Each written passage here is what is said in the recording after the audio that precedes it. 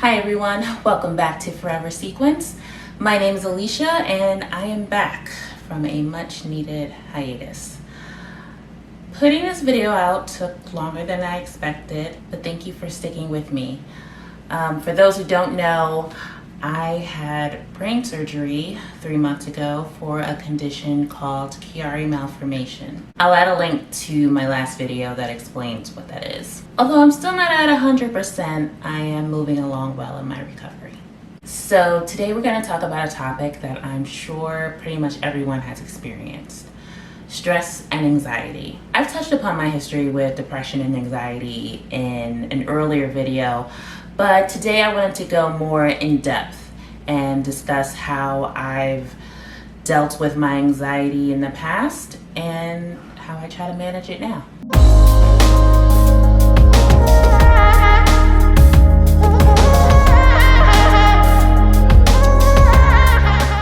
I've had issues with anxiety since elementary school. The way it would show up would always be through my stomach. Of course, I didn't know the word anxiety in those early days. All I knew was I felt sick. Whenever I was nervous or worried about something, I would get nauseous. And if I was really anxious, I would vomit. I don't have specific memories of what triggered those feelings, but I know it happened in school a lot. There may have been frequent calls to my mom's job from the nurse's office. There's way too many things to list, but here are a few. Any type of new situation, a new school, a new job, a new class, any type of change of environment or a change routine never fails to stress me out. Socializing with people I don't know or I'm just not close to is a major one, because I feel like I have to perform. I have to be engaging. And unless a conversation is about a special interest of mine, there comes a point where I've hit a wall and feel like I need to escape. When people ask me direct questions about myself, I can't help but feel a bit anxious and shy and feel self-conscious. Sometimes my mind goes haywire and I trip over words or blank on completely innocuous questions. Sometimes I'm able to respond, to some of these questions just on autopilot, but there are times when I get caught off guard. It's funny because to the outsider, my struggles may not seem apparent at all, but my body is physically responding in all types of ways that I'm trying to suppress. Unexpected loud or obnoxious sounds can send me into a tizzy. Like if I go to a concert, I'm fine because I know what to expect. I'm prepared for it and it's something I actually want to do. But sometimes I can't predict what's going to set me off. For example, I had an experience at Walmart once that nearly drove me to tears. All of their carts sounded so squeaky to me.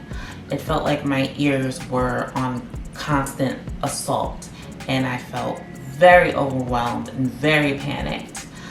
Unfortunately, I didn't have headphones on me to help block out the sound. It took me about an hour after we left for me to feel more like myself again and less jittery. Since my diagnosis, I have moments when I remember events in my life and I'm like, oh, that's why I reacted like that. I used to live right by Yankee Stadium, and when I was about 6 or 7 years old, my dad took me to my very first and only baseball game. I remember being so scared and cried so much we had to leave. All the yelling and cheering from the crowd was just too much for my senses.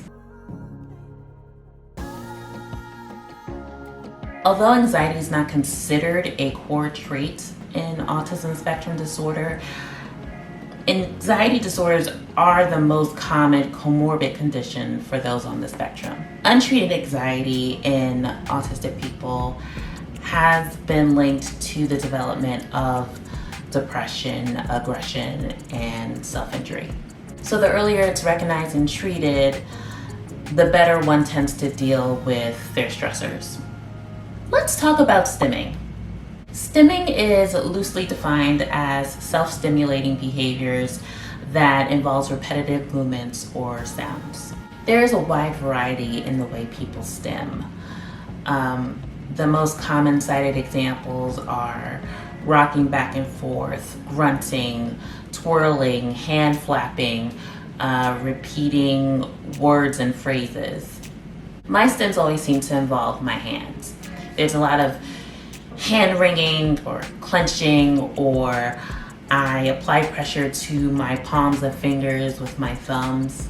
When I stim, it doesn't necessarily mean I'm anxious. I do some of these things even in a relaxed state. If I am feeling really anxious or trying to decrease my sensory overload, I might pound my palms or tap my legs with my fists. Stimming isn't something that should necessarily be seen as something to be corrected. Sometimes they serve as a coping mechanism for anxiety. Sometimes it's just done to make you feel good. Sometimes it's simply an expression of happiness. Stimming only becomes an issue if the behavior becomes destructive to others or yourself. I've also had experiences with more harmful stims. But I am happy to say that in the last 6 years or so, I've found other ways to redirect those impulses that I'll talk about a little later.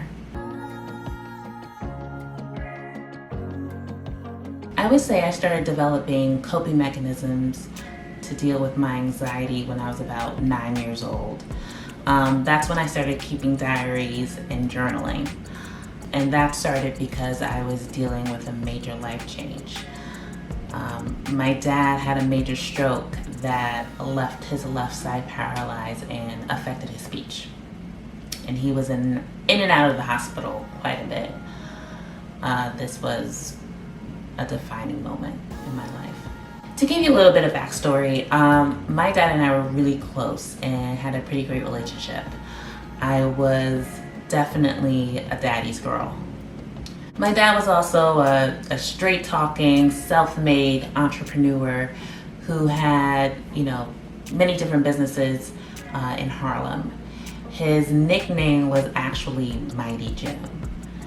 And to see this mighty man become sick and physically weak before my eyes, for someone who's not great with changes, this was just a lot.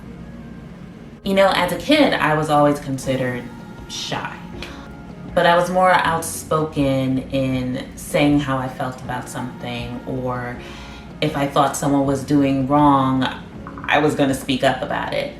I was an extroverted introvert. But after my dad's stroke, I became more of an introvert. I started retreating into myself more, into my thoughts and feelings. And that's when I started journaling and really delving into my inner world and finding comfort / obsessing over my special interests. My dad later passed away from cancer a few months before my 11th birthday. And all those things that I was using as coping mechanisms as a 9 and 10-year-old continued mostly throughout my life, but also with some new additions. Over the years, I've gained other tools to help me with my anxiety. Some good, some not so good.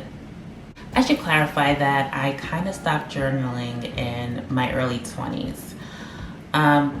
Partly due to someone finding my journal once, and it was just hard to feel that safety in writing again. That is actually a complicated story that ended up helping me in a big picture type of way, but ultimately made me less interested in writing my thoughts down. But I am trying to get back to it. Right now it's kind of informal. Sometimes I'll jot down notable feelings or an experience that I had that I might want to explore later with my therapist. Journaling helps me identify what I'm feeling in the moment. Many times if I don't write it down, I'll forget what triggered an episode, or I'll literally forget what I was feeling and why. It's almost as if it didn't happen. One of the things that I learned while researching autism is something called alexithymia. Alexithymia is broadly defined as the inability to identify and describe emotions in oneself and in others. There's a lot of nuance in the full definition of alexithymia and how it presents, but I had an aha moment when reading about it. I know when I'm feeling the basic emotions of happy, sad, tired, bored, but I sometimes have trouble with identifying more complex emotions. This is something I actually discovered while in therapy. Often my brain would go blank when asked about, how something made me feel. I couldn't understand why it was so hard for me to label my feelings, or sometimes you even remember what they felt like. I've learned that anger is an emotion that's hard for me to recognize in myself. I can recognize it in others, but it's hard for me to connect the word to myself. That's why journaling is so useful for me. I have a small window of time when I'm connected to my feelings. So by writing it down, it's something that I can explore later if necessary. I did mention I have some not so good habits, right? Because I have such social anxiety issues, drinking helps loosen me up so that I feel more normal in social settings. This isn't a foreign concept. A lot of people do this, but there's a difference between having a drink to relax and drinking in excess. One allows you to still be you. The other can turn you into a person you're not. I realize there's a point for me when drinking becomes another form of masking. And when that effect wears off, I start feeling like an imposter. So now that I'm aware of why I turn to alcohol in social settings, it's allowed me to slow down and just be more present, because one of my life's goals is to no longer feel the need to mask. So earlier I mentioned that untreated anxiety in autistic people can lead to aggression and self-injury. It can. At some point in college, all the frustration and pain I felt over the years, I started taking out on myself. I won't get into specifics because I really don't want to trigger anyone. I only bring this up to share techniques that have helped me curb those impulses. I hope this helps you too. The very first thing that helped me was actually talking about it. I can't tell you the weight it lifted off my shoulders. During lockdown, my psychiatrist introduced me to something called DBT, distress tolerance skills. Distress tolerance skills refers to a type of intervention in dialectical behavior therapy where you learn techniques to manage distress in a healthy way. You can actually Google this and find some helpful worksheets online. Here's what particularly works for me when I feel a meltdown about to happen. Change your body chemistry.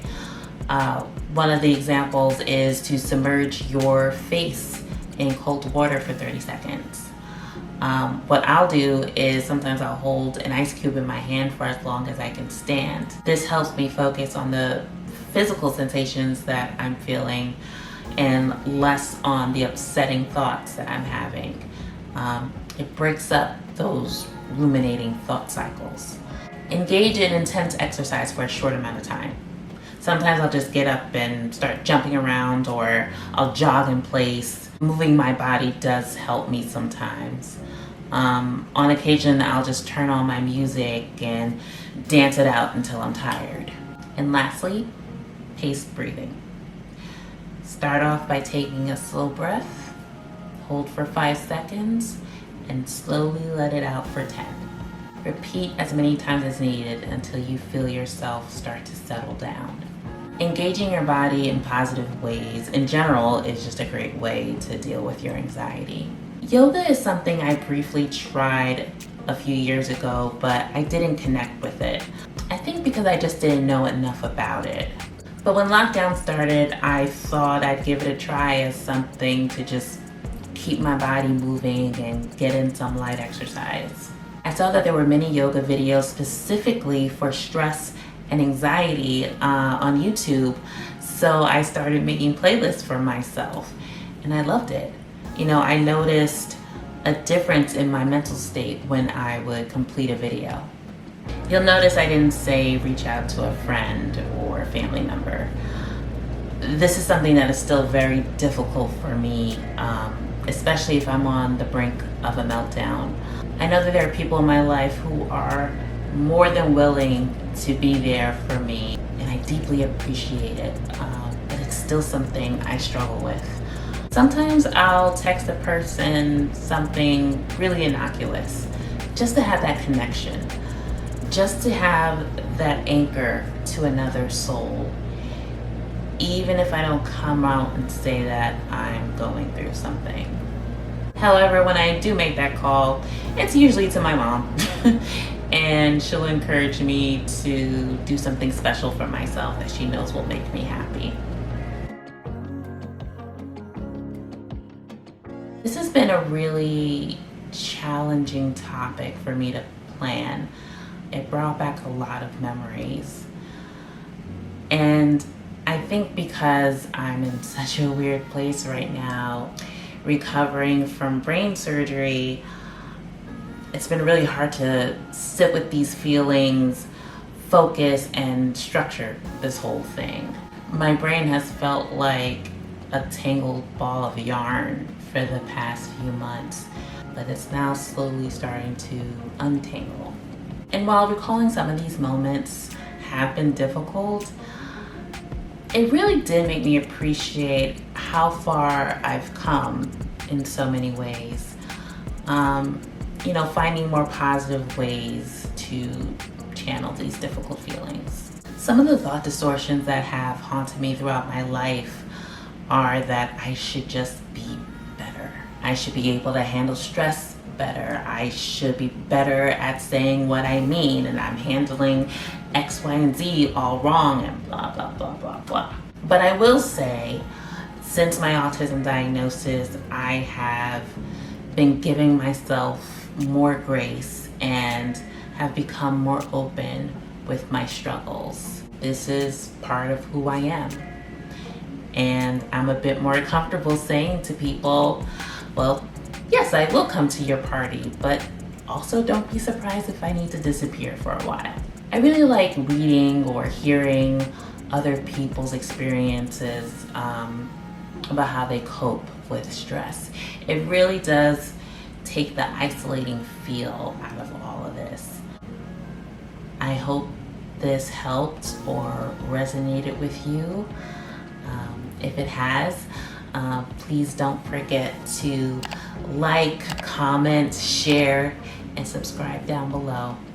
I wish you a well-rested day, afternoon, and evening. Thank you so much.